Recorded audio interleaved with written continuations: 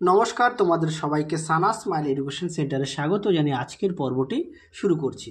আজকে তোমাদের জন্য নিয়ে চলে এসেছি তোমরা যারা অষ্টম শ্রেণীর দ্বিতীয় পর্যায়ক্রমিক মূল্যায়ন পরীক্ষা দেবে তোমাদের জন্য রায় ও মার্টিন প্রশ্ন বিচিত্রা থেকে আজকে সমাধান করে দেখাবো ইতিহাস বিষয়ে মডেল নম্বর 10 অর্থাৎ 10 নম্বর মডেল সেটের যে সমস্ত ছোট ও বড় প্রশ্নগুলি আছে সমস্ত প্রশ্নের উত্তরের সমাধান করে দেখাবো। আগের ভিডিওতে তোমাদের ইতিহাসের 1 থেকে 9 নম্বর স্কুল সমাধান করে দেখিয়ে দিয়েছি, এছাড়া পরিবেশের সমাধান করে দেখানো আছে, বাংলায় সমাধান করে দেখানো আছে, তারপর হচ্ছে তোমাদের ভূগোলের সমাধান করে দেখানো আছে, এছাড়া তোমাদের সাজেশন দেওয়া আছে। তোমরা যারা এখনও দেখোনি আমাদের প্লেলিস্টে গেলে পেয়ে যাবে। চলো দেরি না করে মূল বিষয়ে যাওয়া যাক। দেখো প্রথম কি আছে, ঠিক উত্তরটি বেছে নিয়ে লেখো এক দাগের। বাংলায় ইজারদারি ব্যবস্থা চালু করেন, সঠিক উত্তর হবে অপশান এ ওয়ারেন হেস্টিংস। পরবর্তী প্রশ্ন দেখো 2 দাগের।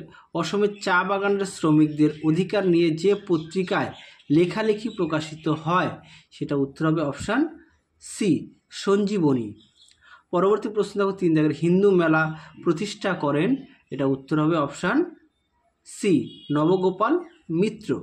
পরবর্তী প্রশ্ন দেখো 4 দাগের। জাতীয় কংগ্রেসের প্রথম সভাপতি ছিলেন, এটা উত্তর হবে অপশান সি উমেশচন্দ্র বন্দ্যোপাধ্যায়। পরবর্তী প্রশ্ন 5 দাগের। মহারাষ্ট্রে শিবাজি উৎসব চালু করেন, এই প্রশ্নের উত্তরটা হবে অপশান বি বাল গঙ্গাধর তিলক। চলো পরবর্তী আমরা প্রশ্নগুলো দেখব, তার উত্তরগুলো তোমাদের পাশে লিখে দেব। দেখে নাও, প্রথমে আছে কি 2 দাগের। নিম্নলিখিত প্রশ্নগুলির পূর্ণবাক্যে উত্তর দাও। প্রথম প্রশ্ন আছে 1 দাগের। সুরাট বিচ্ছেদ নিয়ে রবীন্দ্রনাথ ঠাকুর কোন প্রবন্ধ রচনা করেছিলেন, এটা উত্তর হবে যজ্ঞভঙ্গ।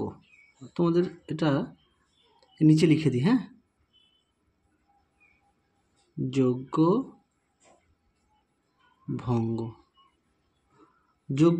পরবর্তী প্রশ্ন দেখো, কবে বঙ্গভঙ্গ রদ করা হয়, এটা উত্তর হবে 1911 খ্রিস্টাব্দে। 1911 খ্রিস্টাব্দে। পরবর্তী প্রশ্ন দেখো 3 দাগের। কি আছে, ভারতের প্রথম ভাইসরয়ের নাম কি, এটা উত্তর হবে লর্ড ক্যানিং। লর্ড ক্যানিং। পরবর্তী প্রশ্ন দেখো 4 দাগের। দিকু কাদের বলা হতো, উত্তরটা দেখো সাঁওতালরা তাদের এলাকায় বহিরাগত মহাজন ও জমিদারদের দিকু বলে অভিহিত করত। ঠিক আছে, দেখে নাও। পরবর্তী প্রশ্ন দেখো 5 দাগের। কত খ্রিস্টাব্দে স্বামী বিবেকানন্দ শিকাগো ধর্ম সম্মেলনে যোগদান করেন, এই প্রশ্নের উত্তরটা হবে 1893 খ্রিস্টাব্দে। 1893 খ্রিস্টাব্দে। চলো পরবর্তী আমরা দেখব ঠিক ভুল কি আছে। আচ্ছা, প্রথমে আছে কলকাতায় আত্মীয় সভা প্রতিষ্ঠা করেন রামমোহন রায়, এটা হচ্ছে ঠিক, তাই পাশে ঠিক লিখে দিই। পরবর্তী প্রশ্ন দেখো 1856 খ্রিস্টাব্দে হিন্দু বিধবা পুনর্বিবাহ আইন জারি করা হয়, এই প্রশ্নের উত্তরটাও ঠিক। পরবর্তী প্রশ্ন দেখো 3 দাগের। নীল বিদ্রোহ হয়েছিল মাদ্রাজে, এটা ভুল, এটা হবে বাংলায়, এটা হবে ভুল। সঠিক উত্তরটা পাশে লিখে দিচ্ছি, বাংলায়।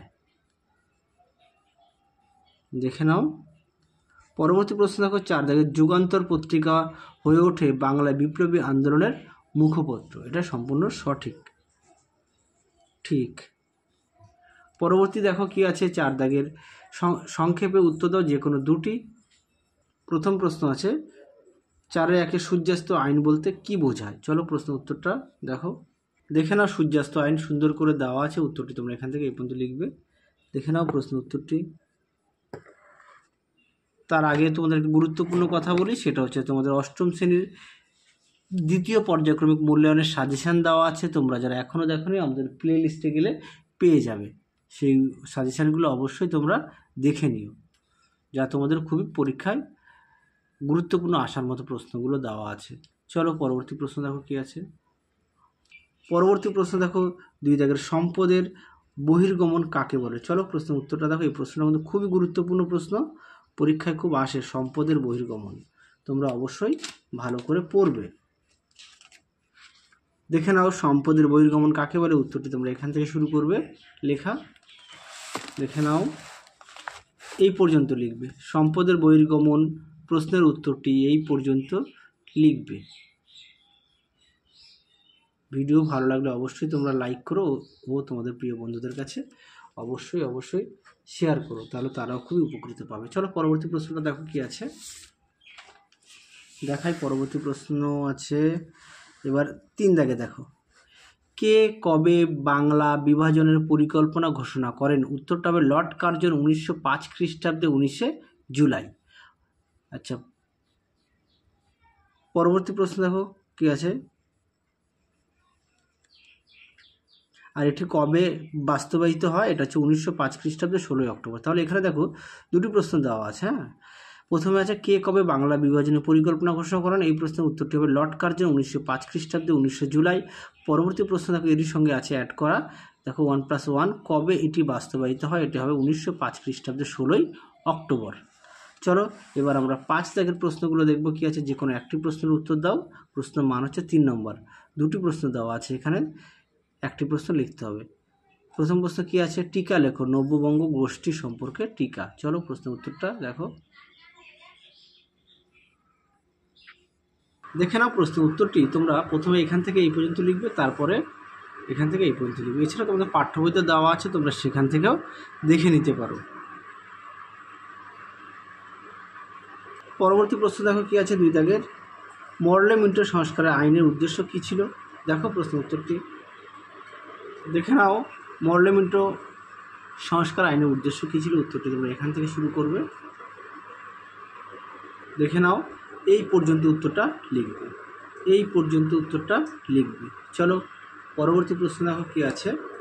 পরবর্তী আমরা দেখব 6 দাগের প্রশ্ন। হ্যাঁ, 6 কি বলেছে, যে কোনো একটি প্রশ্নের উত্তর দাও। দুটি প্রশ্ন দেওয়া আছে, একটি প্রশ্ন লিখতে হবে। প্রশ্ন মান হচ্ছে 5 নম্বর। দেখে নাও প্রথম প্রশ্ন কি আছে, বাংলার সমাজ সংস্কার আন্দোলনে রাজা রামমোহন রায় ও ঈশ্বরচন্দ্র বিদ্যাসাগরের ভূমিকা আলোচনা করো। প্রথমে আমরা রাজা রামমোহন রায়টা দেখাই। দেখে নাও প্রশ্ন উত্তরটি সুন্দর করে পয়েন্ট দিয়ে দেওয়া আছে। দেখে নাও, এই পর্যন্ত লিখবে রাজা রামমোহন রায়।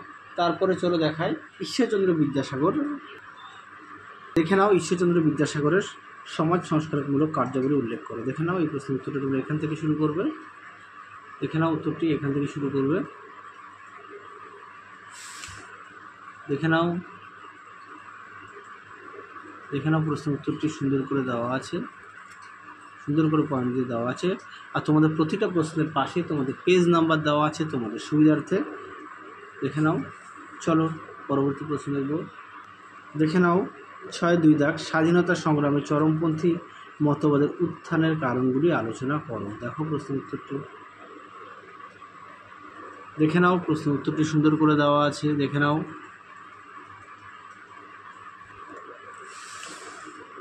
উত্তরের বাকি অংশটুকু দেখো, সুন্দর করে পয়েন্ট দিয়ে দেওয়া আছে। দেখে নাও, সুন্দর করে পয়েন্ট দিয়ে দেওয়া আছে। তোমাদের 10 নম্বর মডেল সেটের সমস্ত প্রশ্ন সমাধান করে দেখিয়ে দিয়েছি। দেখে নাও উত্তরের বাকি অংশটুকু।